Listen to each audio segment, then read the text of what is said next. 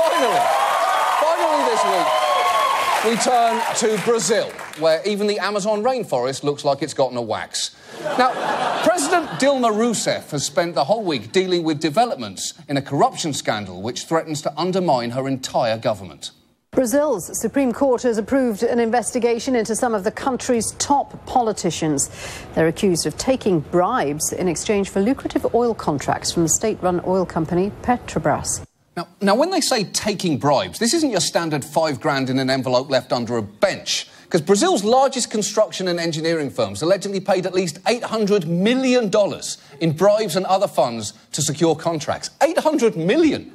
You'd need an amazing construction firm just to build a bench large enough to hide that bribe underneath. More than 30 members of Rousseff's ruling coalition are under investigation, so she took to the airwaves this week to try and calm people down.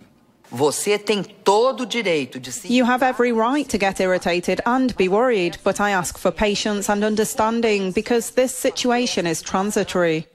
Is it? How is it transitory? Because unless you're about to flash the entire country with one of those memory-erasing sticks from Men in Black, I don't think people are going to forget about this. In fact, Brazilians weren't even listening to her speech for a pretty loud reason. Her critics had organized a kind of pot-banging protest, and I was in Sao Paulo, leaned out the window. It sounded like a football game. People were banging their pots, honking their horns. Fora!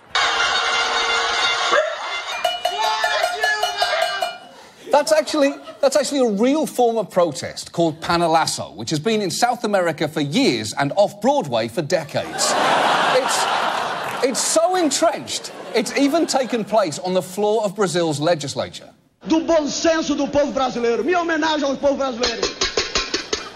Now, I love everything about that, but the best detail there is the sign language interpreter. Even he is banging invisible pots in disgust. And if you think that Brazilians are overreacting to this story, there is one more thing you should know about Rousseff's involvement in this scandal.